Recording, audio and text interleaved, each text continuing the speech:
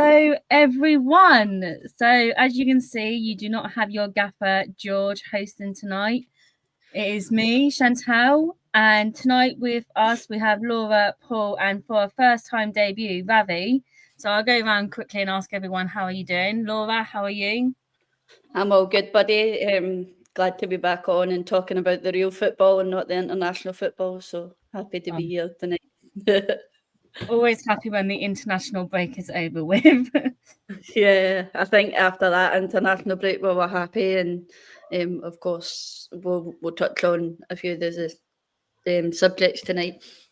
Yeah, and obviously you're at the Lyon game, so that'd be nice to see you down with us again after a little while.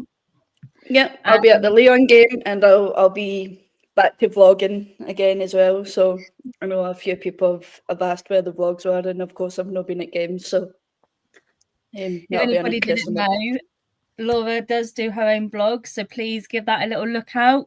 I'm sure she'll tag herself in the comments later when everyone can have a look at them. And if you see Laura, obviously give her a little chat, say hello. She might put you for a debut in the blog as well. Nice little shameless plug there.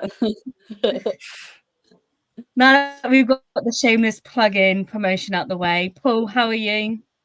Yeah, I'm all good. I have recovered from my man flu that I picked up during the international break, so all is good now. Oh, typical. Sadly, you're not with us tomorrow, are you, at the Leicester game?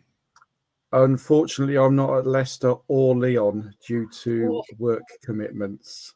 Oh, double whammy. Is your daughter goes? Is she going this time? She will be at the Lyon game, yes. Well, yeah, we will support her to support the Arsenal. And Ravi, first time here. How are you? I'm good, excited.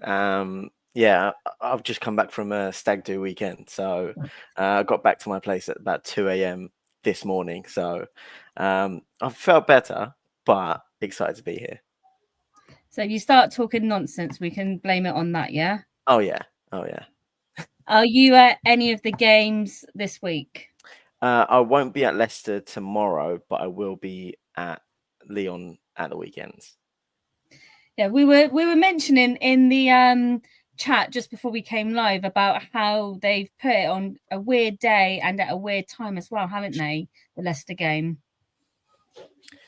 Yeah, I think it just gives it a little bit of a rest, and I'm glad that we get a couple of days to actually get everything going, get some minutes in some players who probably didn't play, and then see how it's looking with all the injuries in there as well. Yeah. I think it is hard. Like, obviously, quite lucky for me, it's half term, so the kickoff time didn't really make a difference, even though I forgot I was on half term. So I was like, no, I can't go. And then my own niece said to me, but we haven't got school, so yeah, we can go. And I'm like, oh, we will be there then. So good little change around. So because of we'll touch into it then. Because of the day and timing, we normally say it's on like a Wednesday or a Friday, but obviously they've worked it out to slot in nicely before the Lyon game. Do you expect much attendance, Laura? I don't really know. Nothing's really been said with obviously how many tickets have been sold like they usually do for games. But either way, I know obviously some of the Arsenal fans will be loud and proud in the crowd, no matter what. And of course, Arsenal always do seem to bring more than 5,000 fans over. So it's whatever it is will be, but I can't see it being obviously 20,000 or whatever. So as we touched on, it's a bit of an awkward one, but of course it's a game that had to be fitted in before the Lyon game, and as Ravi touched on, it'll do its best to get the team back together and get them back into the state of mind, especially for the next set of games that we've got. They're so important. Yeah. So, well, I won't ask Ravi and Paul either then, because I think we've kind of covered about the day and the timing of it. And I mean, I would still like to see quite a few people there. I'm sure Leicester will bring a handful of fans, not saying that they're bad fans, but obviously there's no fans like us for the Arsenal. But do you think that you can see possibly at least 15,000 Paul or Vavi on tomorrow night? Yeah, well, I think there will be. I think it's the Easter holidays, so I can see there being more of the families there than we would normally see for, say, a Champions League midweek game at the Emirates, because they haven't got the school issue in the morning for getting up. So yeah, I can see more families, but obviously for some of us that have got work commitments, it's a little bit frustrating because yeah, I personally would have loved to have been there, but with the such short notice of the date and the time, just impossible to get the time off work. Yeah, I mean, I think if you are a first time Arsenal fan going to a game with family and kids, I think tomorrow's game would be quite a nice one to go to because you're not expecting it to be that hectic, that rowdy. And there's some people that do kind of find that quite a bit of a conflict on taking little ones to games. But we assure you, from Arsenal fans' perspective, we are very friendly and we do not condone hooliganism, unlike some of us. You might just see people taking their tops off, but that's okay. we calling George out in that one. God, no. All the ones that aren't here tonight, we'll call them all out on it. Yeah. So, well, we'll just recognise, well done to the men for the 3-0 winning against Real Madrid. Hopefully they can do that again. But we will go into our Leicester preview now for the game. And we'll go first with, obviously, we have seen on our international break, a lot of injuries have kind of cursed us during this. We'll start with at the back between the sticks, DVD. Laura, how are your thoughts and feelings on that, seeing her posting a picture in a boot? I mean, she posted that picture of her in a boot, and then the manager's on today saying it's touch and go in the press conference. So I don't know. As we touched on today, is it a tactic to maybe have a few teams wonder what team we're going to put out? I don't see her playing tomorrow. I really don't. I think it's clear that Manu is going to have a start on that one, but I'm not sure about DVD and what's going to happen with the Lyon game. I don't know if it's maybe going to be too soon for her, but yeah, as Renee says and as Andrew always says, we've got to put some faith in Manu because we're going to need her to step up now. If DVD isn't going to be back before the end of the season, and of course we're going to have to trust Manu and gear her back in because I think that's what she's going to need. She's going to need us to back her up. I know a few people will disagree with that one, but there's nothing more upsetting when you're being dragged down, but you're needed. And yeah, DVD, I don't know what's going to happen. I don't know if it's, as George says, a dark art that we're using, and yeah, we'll see. We'll see what's going to happen.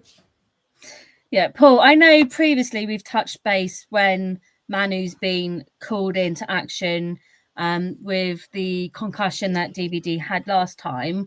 How are you feeling having Sinsberger come in back in between the sticks? Yeah, I mean, obviously she's stepped down the pecking order now that DVD's come in, but she is still an international goalkeeper. She's still there. She played against Real Madrid, and the goals that she conceded weren't totally her fault. One of them she couldn't have done anything about. So I think she's just got to have the confidence there to say, right, I've been called upon now. I've got to give 110%. I'm going to have a solid defence in front of me, hopefully. And yeah, just literally just have that confidence to get back out there and show what she can do.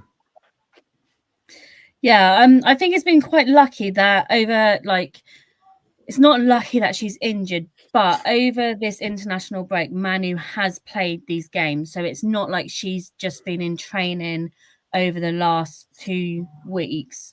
So she's still got that game experience. It's not like she's sitting on the bench. Ravi, do you think this Leicester game is a good game for Sinsberger to come back into to be called upon? I do, yeah. I think you probably couldn't have asked for a better fixture before Lyon for her to play. She is going to play Lyon as well. I don't know how much threat Leicester are going to have up front, given, their top goal scorer has 3 goals this season. But at the same point, it should give her confidence if she keeps a clean sheet, which she probably will, to go into that Lyon game in kind of top form after playing internationally and then keeping a clean sheet in this week.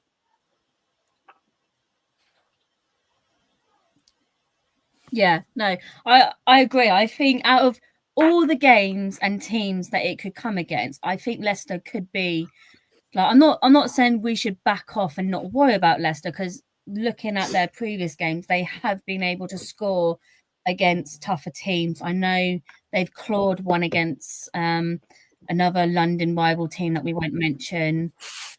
But I think we all know, like, Manu's not a bad keeper, but there's times that you can think this is where she's dropping into second position rather than first position. But I think she'll come up with a fire, definitely, to prove a point. And obviously, if she starts the Leicester game and ends the Leicester game right, that could then set her up for if she needs to still continue to play for the weekend game, to continue a good role to keep going on, rather than having a very rocky start and then have the pressure later in the week for her. Yeah, I think that's where I am kind of with Manu. Like, we've tried this whole 2 goalkeeper thing for a while, and she won the battle with Sabrina D'Angelo. And I think she's a much better keeper than she was probably going to be after that battle, because she really stepped up and established herself as a really good goalkeeper. I do think DVD has a much higher ceiling, and is probably a slightly better goalkeeper now, but that doesn't take anything away from what Manu's done in this team over the last couple of years.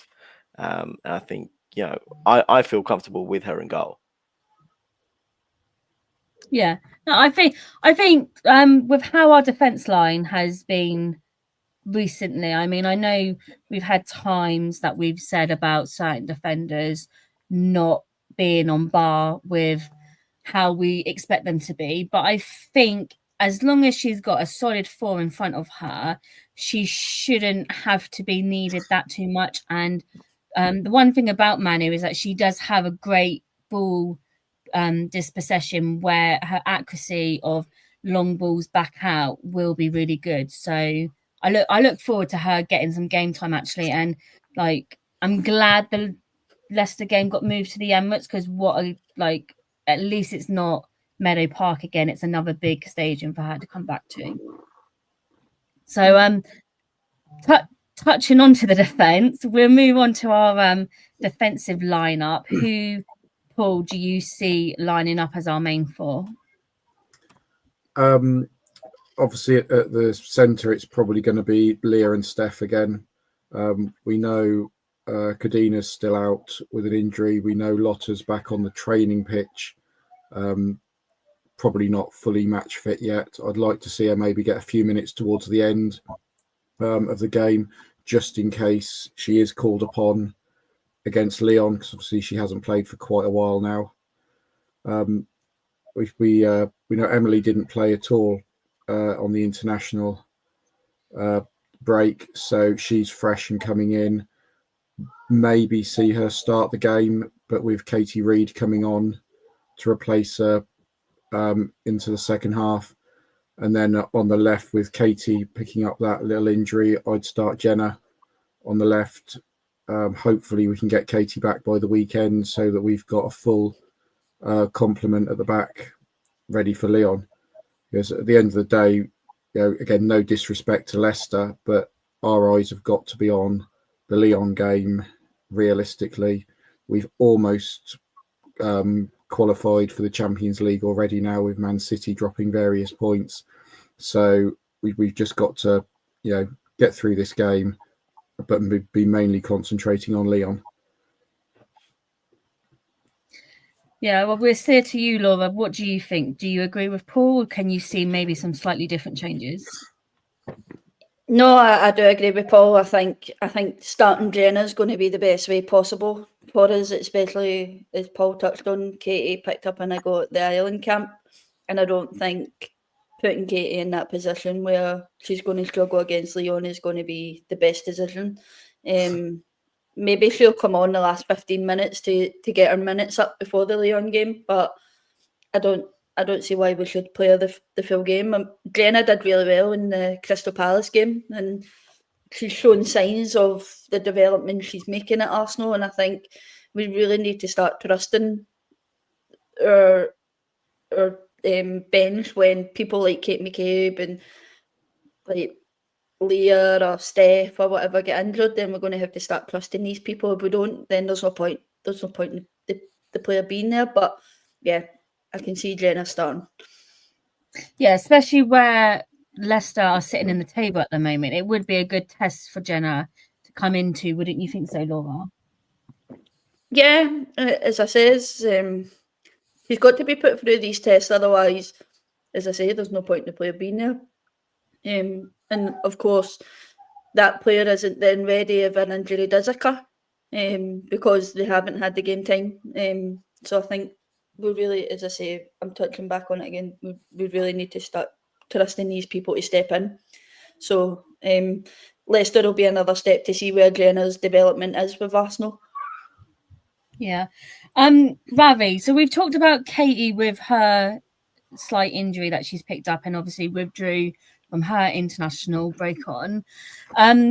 With Leia, obviously, Renee said about she's still being managed. Do you see her potentially possibly getting a few minutes, or do you think she's probably signed out for a little while still?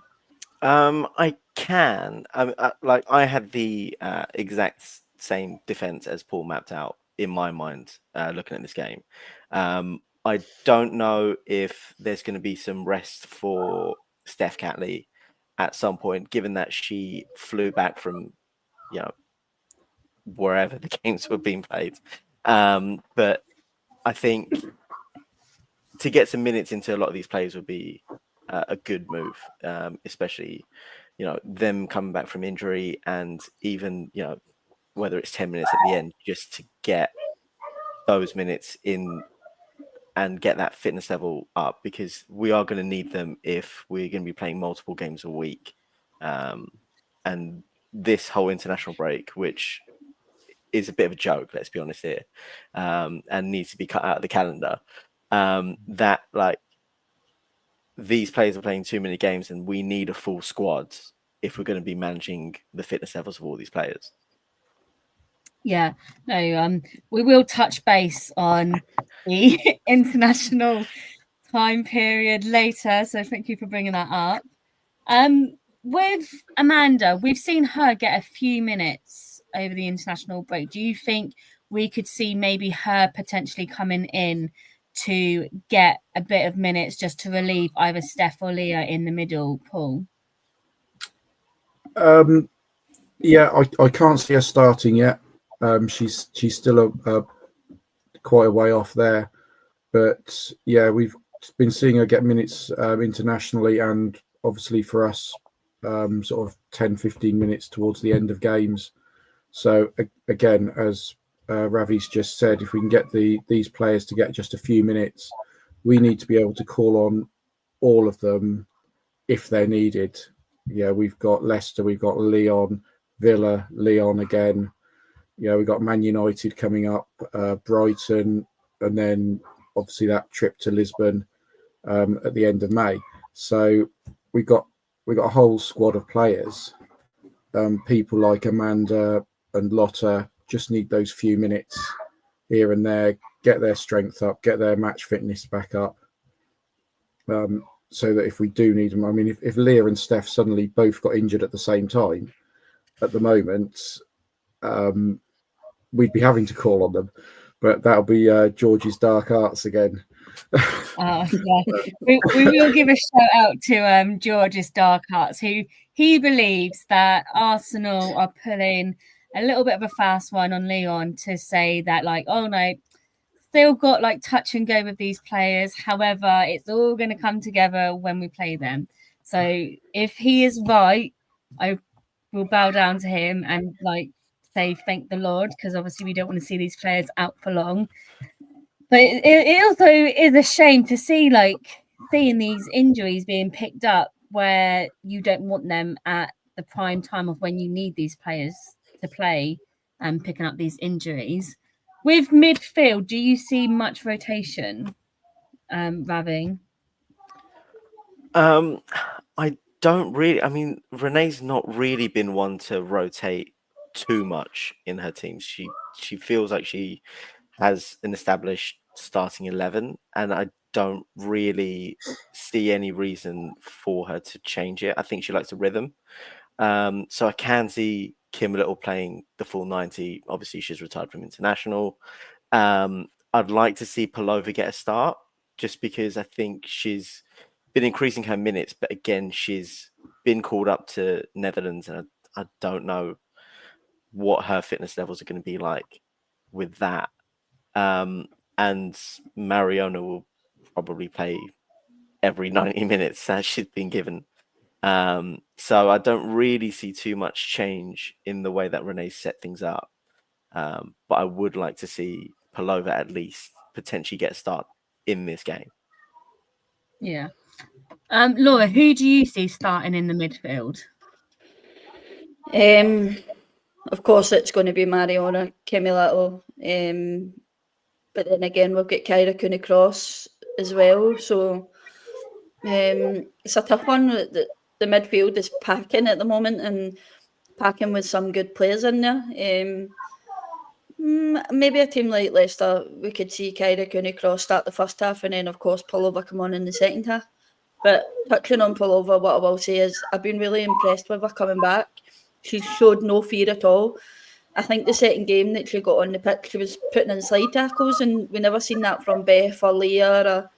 And we've always touched on it, how we always said they were terrified to put in that side tackle, but Palova's come back with no fear at all, and she didn't look like she'd been out of place. So I think it would be important to get Palova on the pitch for some minutes, but it's also important to get Kyra Cooney-Cross on as well. But yeah, Kimmy Little, Mariona, and of course you've got Wally as well. It's just, you just don't know, and we don't know what a lineup's going to be for Leon either. So it's just a case of waiting and seeing that lineup when it comes out. Yeah, I think, Paul, can you see I wouldn't say it's a bad issue to be in, but the issue of potentially having at least two players fighting for each position in midfield, the likes of Little and Volti, Caldente and KCC, or like Palova and Marnham, who will sit up as a 10. Do you kind of agree with Ravi, or do you kind of see maybe a Marnham being thrown in there instead? It's a difficult one. I think obviously with one eye on Saturday's game, I think the Kim Little debate will be, if she's planning to start Kim against Leon, I wouldn't start her personally against Leicester. I don't think she's got it in her to have two big games like that in a week. But yeah, that midfield is so heavily packed at the moment. It's so strong. It's probably one of our strongest areas on the pitch, where we've got so many players all fighting for so few positions, which, once Palova's fully fit, will be a fantastic place to be come the beginning of next season. But yeah, the midfield could be any three of those six players. You just roll a dice. Yeah, I think it is a nice thing to have such a strong midfield because, in my opinion, the midfield can either make it or break it with the possession. And we've seen in recent games with Renee, she likes to play that high press where our midfield or our defenders are winning the ball very much highly. So then that turnover to play it through the likes of Little or Caldente really puts us attacking wise in a really strong position, doesn't it, Laura? Yeah, I mean it does, especially with a player like Mariona. She's just a powerhouse. Of course, we talk about it all the time, but you're not going to bench Mariona considering the way she's been playing for us this season. She's so far the player of the season for most, and she's earned it. So it's just a hard one for her that she's not going to want to be benched. So yeah, I agree with Paul in that sense where he says if you don't really want Kimmy Little to be tired by the time the Leon game comes in, do we start or do we don't? Like, but there's players there that are willing to step up and play to the game, and hopefully tomorrow, if Kimmy Little is benched, then the players that are put in will step up. Yeah, no, I think I think to have an eye on the weekend game, I would like to see a couple of changes to give players that haven't had the majority of the game time playing to have a go at it. But also, this would be a nice game that could just secure some points just to put us in a better position to ride out the rest of the season, given with how far we can make it through to the Champions League.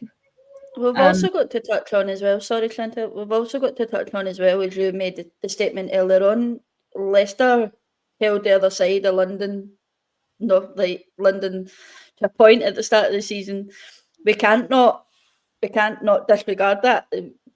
A team like Leicester will probably come out like a team up against a team like Arsenal. So we can't brush that to the side.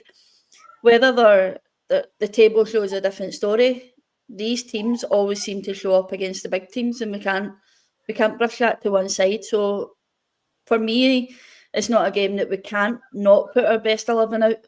But comparing to Leicester, we do have the better team, and that's a better team on the pitch and on the bench. So there should be no excuses from our players at all tomorrow.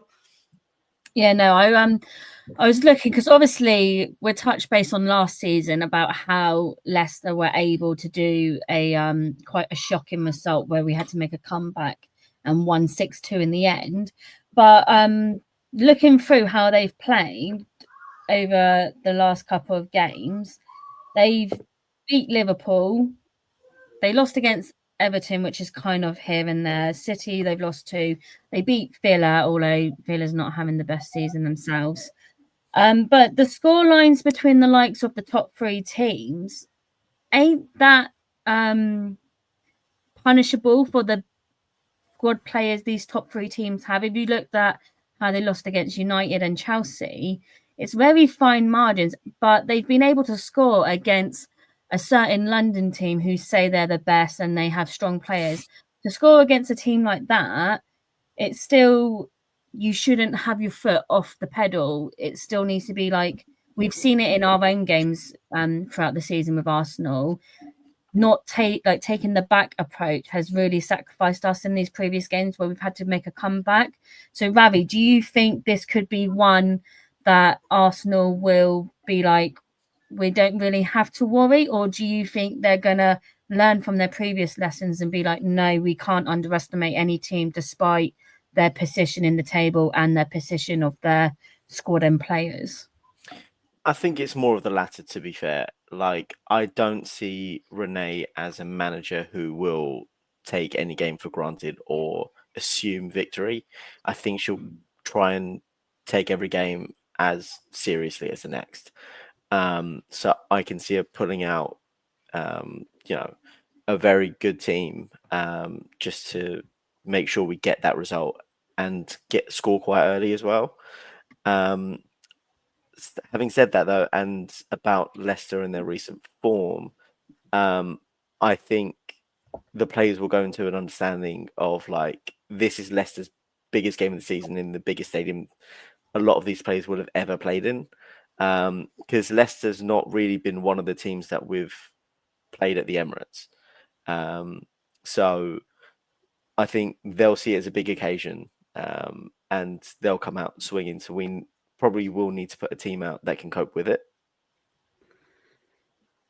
Yeah, no, I definitely agree with you there.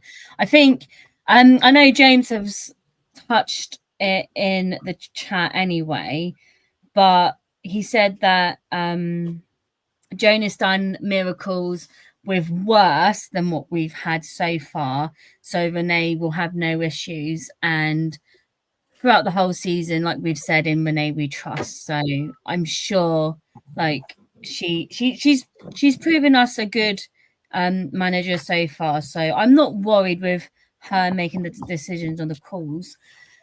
A little bit of a worry is our attacking, which we've seen the likes of Russo, who went down in international and came off and returned back. A Chloe Kelly, who also withdrew and returned back to Arsenal.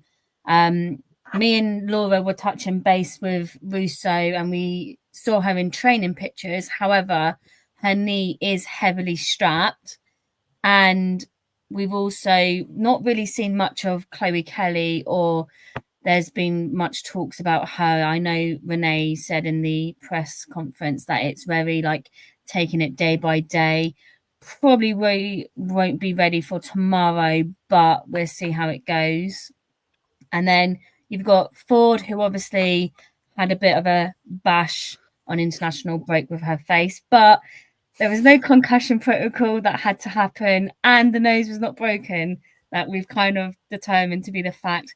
And one other player that I will mention, who we've not seen much of her recently, and there has been a slight issue, Rosa Kafaji, and she was also snapped with a heavily strapped knee as well. So I'll go to you, Ravi, first. How are you feeling in our attacking position? I'm less confident than I was a few days ago, to put it out there. But I think this is where we'll see a little bit of positional rotation, I think. So where we were talking about Mariona earlier, I think she could potentially start on the left wing here. It's not the first time that she'd have played there. I think she's done that a couple of times for us as well. And that kind of allows us to shoehorn a little bit of that midfield strength back into midfield, while still having Mariona in an attacking position. But you know, we've got Stina up front, who, you know, we've all spoken about the amount of offsides and misses that she's got in her locker, but she's a volume goal scorer. So, you know, eventually one of the 12 chances will go in, or at least more than one, we hope. But on the right wing, I think that's where you know, we might have a bit of an issue with Beth and Chloe out. I'm not too sure who's going to play that role if Ford isn't 100%. Is Beth out? Is she? No, I thought no, Beth's fine. I thought you were saying fine. Beth was out there. I was like, I'm pretty sure Beth's fine. But I will say, Beth had a cracking international break. So if anyone, I would pick Beth. Do you know what? I've got a second screen here where I was looking at some of the players, and I just saw Beth, and I was just like, oh yeah, but that's where the name came in. But, it's a bit confused still. That's why I was like, is Beth out? On the right. So yeah, I think we will have options, but maybe not as many as we would have had this time last week. Yeah, what about you, Paul? Who could you see kind of being them top three players at the top? Well, definitely Stina getting the start up front. See how many offsides she can get tomorrow before she gets possibly a goal. obviously Caitlin's had long distance travel as well as the slight knock to the face, so it could potentially be that she would start on the bench, and Beth get the start, and then they'll swap them over in the second half, depending on how we are. But yeah, I agree with Rav that we could see Mariona move into that left hand side. Could put Marnham in the middle as well, in the midfield. So there's loads of options. We're, as I touched on earlier, we're so lucky in that midfield to have such a strong position, and with some of them that can sort of adapt into slightly different roles. So the likes of Mariona that can play out on the wings as well. So we're quite strong there, and with the slight weaknesses we have got up front, with Russo out, with Kelly out, with the slight weaknesses in defence with Katie and not having much backup to Leah and Steph, but full match fitness, that midfield's going to be the key to the next couple of games. Yeah, I guess like if we looked at rotating maybe a midfielder, if we did put Mariona on the wing, then it could see the likes of Little, Kyra and Marnham take midfield. Laura, do you kind of agree with that setup to have Mariona shift to a wing position where she can still drop back? Because we've seen in the playing style of Arsenal that the wingers and defenders do very much overlap each other with the dropping and overtaking. That would be a good position and formation for her, because we know that she likes to, Mariona, get the ball quite deep and drive it up to then shift it into the next third or into the final third. Yeah, and as well, along with our relationship with Katie, her and Katie have connected really well in that position when she's been on the wing. I don't necessarily think the wing is Mariona's best position. I don't think many of us have been too impressed when she's been on the wing. We like her through the middle. But in the position that we're in, it's going to have to be Mariona in that situation, isn't it? Or if Caitlin's okay, then it's Beth and Caitlin, and then Mariona through the middle. But again, it's another situation where we're going to have to wait and see tomorrow. But touching on Beth a bit, we have a striker situation where, of course, we're relying on Stina, but Beth can slot in there. We know Beth can hit a good ball into the back of the net. Let Beth slot into the number 9 for the last 20 minutes of the game and see what she can do with that. And I don't know if anyone else noticed it in the first game against Belgium, when Beth was slotted into the number 9, and it wasn't noticeable because obviously she didn't score, but I noticed it a little bit that's where she slotted. So if Alessia isn't fit, then let's put Beth in the number 9 for the last 20 minutes of the game. Yeah, I mean, I think if we're in a good position to, like if we get these early goals and then start making these subs, it would be quite a good thing to look in how we can finish the game with having a good turnaround to then play again by Saturday. Because obviously I think our main worry is all our eyes are on Saturday rather than on tomorrow, but it will still be a good game no matter what. Yeah, I don't think it would be a good idea to have all eyes on Saturday. Yeah. I think it would be silly. We've said that earlier on. We shouldn't underestimate a team like Leicester. We don't know what they can do, but it would be a bit daft to have all eyes on Saturday and not what's in front of you before. So yeah, I think one eye's on tomorrow and one eye's on Saturday. We'll say that. Yeah, I mean, well, so we've obviously talked about kind of where we see our lineup being with the injuries that we've picked up. I will say, do you guys think it's smart to, if Russo and Kelly feel like they're ready to play tomorrow, to let them get a few minutes, or do you think it should be a decision of, look, just take this game off don't risk potentially injuring yourself further? Or like, where do you guys sit on this kind of fine line between the playing and not playing if they're ready, Ravi? I can see them getting a few minutes, maybe like a last 10 minutes, just to see how they're going. But I would like to see some of the fringe players come into that situation if we just need to wrap them in cotton wool a little bit. So that's where I'm thinking, Rosa plays for 15 minutes instead of the last 5, and actually gets a chance to show what she can do, because I think she's good technically, and this is a good game to show it. But I can see all of those doubts on those injuries. If they can play, they will get some minutes, and that's probably the way that Renee's going to do it, because I think she likes having that rhythm in play. Yeah, no, I get that. What about you, Laura? Of course, if they are fit, and then of course, a couple of minutes before the end to get them back on and see what where they're at with their injuries. But it would be nice to just keep them out and tell them to sit on the bench. But of course, as Ravi says, if Renee, she likes that rhythm, and of course she's going to use her players that she's comfortable with. So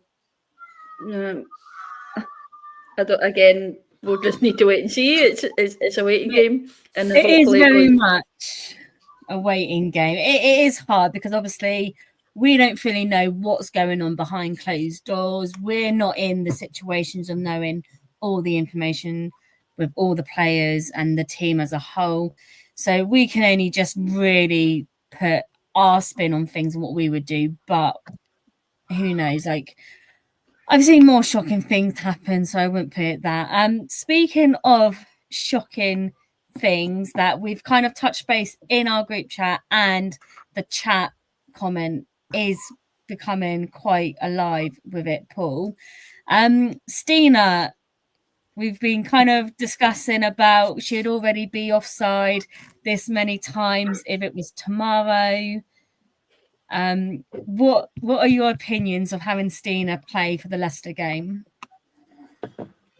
I mean, I know we all comment about it and we all have a bit of a laugh about it, but she's making those runs, and if you actually look at her stats, her goals per minutes that she's on the pitch, they're actually really good, but she's not on the pitch that many minutes, so it's a bit hard. But yeah, she just needs to just time those runs a little bit tighter. The defenders are getting to know exactly what she's going to do. They know when that long ball's coming from Leah. They know that split second makes all the difference, and they just play the offside trap with her. And 9 times out of 10, it seems to work. But that's something that we just need to work on as a team. And it's not all Stina's fault up front. It's quite often that the defenders or the midfielders not releasing her exactly when she wants to be. You can see her pointing where she wants the ball, and she's just not being released quite at the right time. So it's a delay further back on the pitch. So although she's taking all the flack and the comments from us fans, it is the team as a whole just not playing to that pace that she's got. Yeah, no, I think touching on what you said about the defenders or whoever's releasing that ball, you can either see them take one too many touches, or they just delay that pass, where once you start running and you gain that momentum, for someone who has pace like Stina to then stop to keep in line with someone to then restart that, it's very much then giving that defender who she's losing a chance to catch up with her. So these players should be knowing when to release the ball for Stina. Like, even if Leicester sit with a really deep defense line, she has the pace that she can get behind and still keep it in, as long as the ball's set up right for her. Ravi, do you think the Stina gimmick of she's always offside is kind of overshadowing what she is actually able to do? Or do you kind of think it is like, well, she is offside this many times before she does this? I think it's two sides of like the same coin, if that makes sense. Where it's like she is objectively a good centre forward, and she can score goals. And we've seen that plenty of times where we've really needed a goal to come in a game. She has stepped up and scored at crucial time.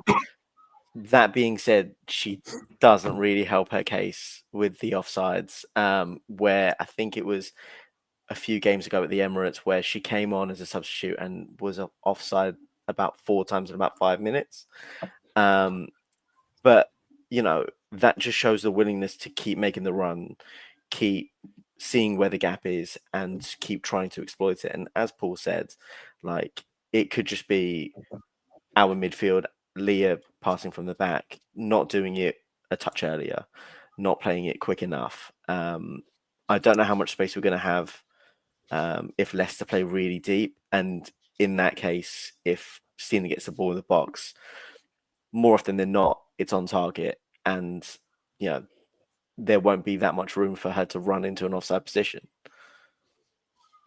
Yeah, no, definitely. I think like we've seen, as everyone's mentioned, Stina bring out goals when we've needed it against high teams as well, that have forced us into making these needed goals to win the game in the final few minutes. Her positioning in the box is really good as well. I think people think like, oh, she's only good for that running on to get that ball when it's been done as a through ball. But when you've seen the likes of Mead and Ford coming down the wing and crossing it in, she does get herself into these good positions where she can then tap it in. Laura, what do you think on that? Yeah, I agree there. Of course, there is times where Stina's pulled us out in the big games, i.e. Man City most of the time. But she does get herself into these positions. I was watching back like the Champions League game against Wolves, obviously in the semi-final, where if we got that glimpse of Stina, I think this season it would have been a tight call between her and Alessia to get that top spot. But it seems like she's dipped, and I don't know if it's her confidence, but when she's finding those spaces and when she is obviously scoring goals, I still feel her confidence is still a bit low. I don't know, and she's not. To me, it's like she's a player that's just always happy to be in the background, not a big player that's like, oh wow, like scored or whatever. But I just think it's a confidence thing with her, and I think tomorrow's game might be a bit of a confidence boost for her if she's going to be the front runner against Leon. But yeah, hopefully tomorrow she'll be able to stay on side, get a couple of goals on target, and yeah, we'll maybe see the Stina that we've seen in previous seasons. Yeah, I mean, I think tomorrow would be a good chance for her because it's looking like, say Russo's not available, she could have the full 90 minutes to be able to take her time, whereas when she's coming on these very short periods of time at the end of the game, it's also like she's like being too quick by that stage. But now having that full time, she can grow into it and just take her time and not think, right, I've got to get a goal in with as much time as I got left. Definitely, but we just have to see. I think we're going to see some players that are going to be called in that tomorrow is going to be a good game for them. As Lethal Chicken has said, he's not worried that Leicester's not a big threat and we will hand them comfortably. But we've said not to be too comfortable because teams have rocked up that we've thought, yeah, we've got this in the bag and shown us a bit different. But he's also said that we've got goal scorers from many different players and not just one player. So that is another good thing to have in our bag. As you can see over the season, we've got the likes of Fox, Williamson, Caldente, Little, Marnham, who we know always likes to score a nice banger, across with our normal forward attackings as well. I did kind of go a bit off topic in our group chat with the any questions that we should talk about. And we did get 2 good questions. One that we've kind of touched based on with the injury outcome of this international break, which was through Andrew. And he was like, we should get rid of the April international break like the men have. Paul, do you agree with this? Definitely. It's a really important time of the season, not just for clubs like ourselves competing in the Champions League, but you've also got, as it was just before the FA Cup semi-finals, it's the final run-in for the league as well, for us. So it's such a critical time. I'd rather just push them back to the end of the season, even if it means finishing the season 2 weeks earlier. You know, bring that a bit earlier, play the games at the end, and just save all this messing about and all these potential injuries. And you've got players that, if they've picked up a slight knock on the break, if they were at a club, it might just be, I'll have a day off or have a day of light training. Whereas as they're on international duty, but actually, no, I've had a knock. I know what running I've got coming up for the club. I'm going to withdraw myself and go back to the Arsenal physios and the Arsenal medical team. They could be absolutely fine with just a little bit of a rest, but they don't want to risk playing for their country, knowing what important games they've got coming up for clubs. Not just Arsenal, but it's the same for Man United, Man City, all of them. We're all competing for the trophies. Yeah, what about you, Laura? Yeah, I mean, Renee did touch on it a little bit in our press conference. She was asked about it. And by the sounds of it, clubs are in, obviously, conversation about getting rid of that April international break. She didn't touch on it too much, of course, what was said, but I do agree, we get rid of it. It's a waste of time and it's a waste of energy. And of course, not even just for the players that were obviously away for the Nations League, but seeing players like Caitlin Ford and whoever else got injured in that international that aren't initially in our team, just teams across the board, getting injured, and of course seeing big players out of their starting 11. It's just pointless, really, and it's one we could do away with. And of course the girls need that during a time where it's the busiest period. I mean, James just said, get rid of the Nations League. It's a rubbish competition that was supposed to be for smaller nations to have the chance of qualifying for the Euros. So why are the top nations in it? Ravi, would you agree with scrapping the April kind of international break? And do you think that the top contenders for the Euros should take this time to be out and let the smaller nations be involved in it to kind of avoid this issue that we're having, not across Arsenal, but across all teams? Yeah, I mean, I think when they did create the Nations League for both men and women, it was like to replace like international friendlies, and it's like a new fancy name of just calling international friendlies with some kind of stakes into it to qualify to like for European championships and whatnot. I've never been a fan of the April one, for either men or women, and the men have gotten rid of it already. I think this one should be gone from the women's football calendar as well. And I just think there is a balancing issue across the women's game in general in terms of fixture congestion as a whole. Like there are periods where we might only play 2 games a month, and then the next month we're playing about, like, these players are playing about 6 or 7 based on international and club football, depending on if there's European games in there as well. So I think there needs to be some form of balance in there to like level, like if they want to play these games, move it to a period of time where these players aren't playing that many games anyway. Yeah, no, you've kind of made it easy for me to merge into this next question that we were asked. What's one thing you would take from the women's game and put into the men's game to improve it, and kind of vice versa? What would you take from the women's game to put into the men's game?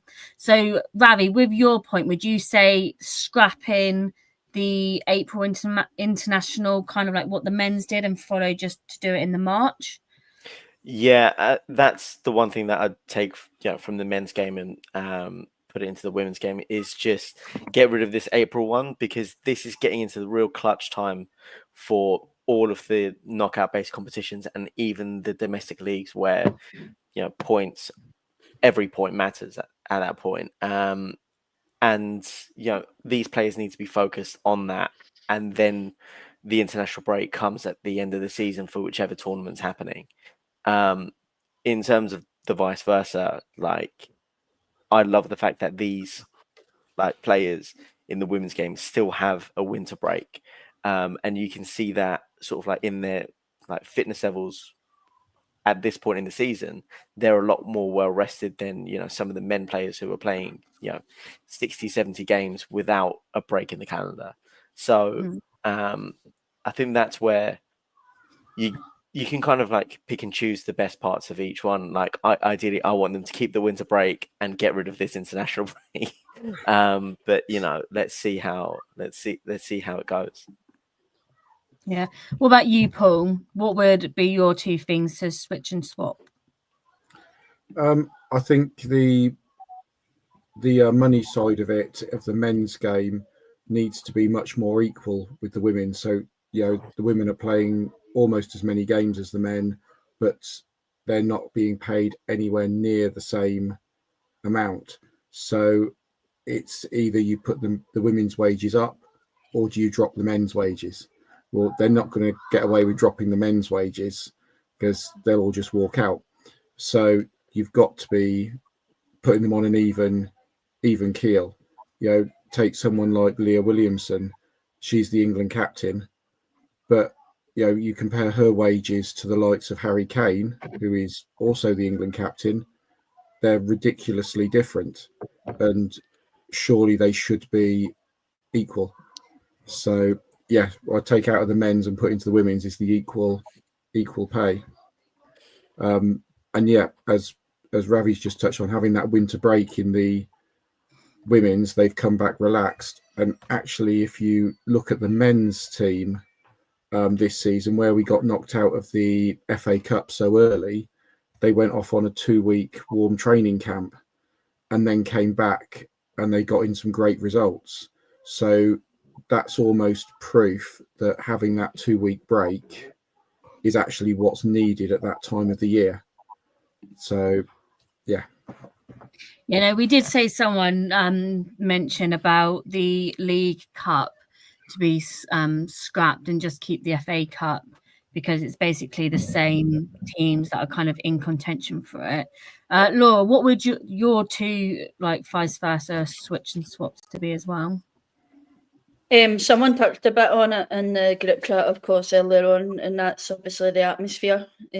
Although Arsenal are one of the top ones that obviously bring the atmosphere to games, is the whole reason why we're finding a lot this season that our allocation is being cut. But there's still a long way to go for the atmosphere for us, especially with this season. I feel it's dipped a little bit. We've touched on it with Block 10, and we're finding it really hard to pick that atmosphere up.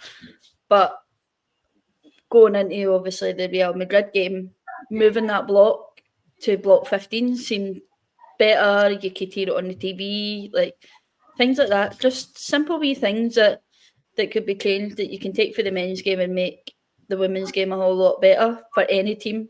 But yeah, and then of course I agree with Paul. The player wages could be a whole lot better, but then again, that comes down to the revenue of what the cups bring in and things like that. I think money where the league money could be put up, the cup games, like the money for that, if you win that, could be put up. Things like that. It's just simple wee things that could bring the women's game right up until where the men are. Yeah, no, I know exactly whose comment you're touching base on, and it was our tactical analyst Jack, who sadly ditched us tonight. But he said that he loves these types of questions, and that the men's game into the women's would be the section of organised hardcore fans under one roof would really help atmospheres for all teams. Although for the women's into the men's, he would take the financial side and no VAR. Money has ruined the men's game, and I think it hasn't quite corrupted the women's game yet. I kind of side with Jack. I think what I take from the women's game into the men would be the no VAR, unless it's really, really needed, or it's in like very final cup games and things like that. Taking from the men's into the women's, I would like, I'm not saying the men's referees and officials are even better, but at least a bit more better training for the officials in the women's team, because it just seems to be that's a very big area that we keep on discussing that seems to be lacking. But hey ho, we can't really change that just between the four of us, but we'll try. I'm very mindful of the time and that we're going over by a minute or two. So I will quickly go around and get everyone's score predictions for tomorrow and who do you think the first goal score will be, and we will even go to the minute you think they will be scored. So Paul, who are you going with? I think we're going to win 3-0. It'll be Stina to get the first goal after a couple of offsides. She'll probably get the first one in about the 8th minute, but yeah, she'll be offside a couple of times before that at least. Okay. And what about you, Ravi? I'll go for a 4-0 win. Going quite big there. I think the spirit of Declan Rice against Madrid is still carrying in me. So I'm going for Mariona to score a free kick in the 25th minute. Oh. And what about you, Laura? I'm actually going to go Beth Mead for the first goal. And I think we'll win 4-0. And I think the first goal will be scored in the 17th minute. I'm setting in the league and Knightley's table here, so I expect to be top of ours. Well, I'm in that as well. I don't think we're doing as good. I'm gonna go big as well and say 4-0, only because I want us to keep this record of 4 or more goals scored, which obviously against Leicester should be a team that we should be doing that. And my first goal scorer, I'm going to go with, you know what? I'm going to go with Little for some reason. She's just going to score a banger or something like that. And I'm going in the 21st minute. So whoever is right has to buy everyone a round of drinks. Right. Yeah. That is everything from us tonight, guys. Thank you for being so lovely for my hosting, even though I probably did a terrible job. And thanks to everyone who's watching, commented. Obviously, keep the comments coming in. Put your score predictions in the comments, and we can always put you in our table to see where you go. But apart from us, that is it. So I'll say goodbye to everyone. Goodbye, Laura. Goodbye, and I'll see you at Leon. I'm gonna try and make it. I'm so sad that I couldn't sit with you guys now. I'm like, oh, gutted. I will try and make an appearance to be in your blog. Yeah, please do. Please do. See you later, Paul. Yep. See you. I hope you guys have a good couple of games. Yeah, just unfortunate how the dates and times have fallen for me. But yeah, hope you all have a good one. Well, we'll be extra loud for you when we're chanting and cheering, and also I'll make sure to have an extra drink for you. I'll be like, one for me, one for Paul. I swear I I'm am not doing enough. some football in this weekend, though. I will be at the Southampton London City game on Friday night. I'm there as well, so hopefully we can have a little catch up there. Definitely watching some of our loanees Yes. out there. Yeah. And Ravi, thank you for coming on and making your appearance. It was lovely to have you, and hopefully we'll have you more often now.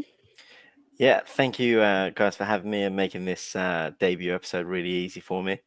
And yeah, enjoy the game tomorrow, and hopefully I can catch up with a few of you on Saturday as well. We look forward to it. For any people that were wondering, because I have had a couple of messages from people that I know regarding Chloe Kelly, she will not be recalled back to City. We've all discussed, and it was that it's only in long-term loan contracts can players get recalled. So she is safe with us until the end of the season. So no one panic in that way in case you were. But apart from that, that is good night from the rest of us. And whoever's there tomorrow, be loud and be proud. But apart from that, that's us signing off. See you later. Thank you.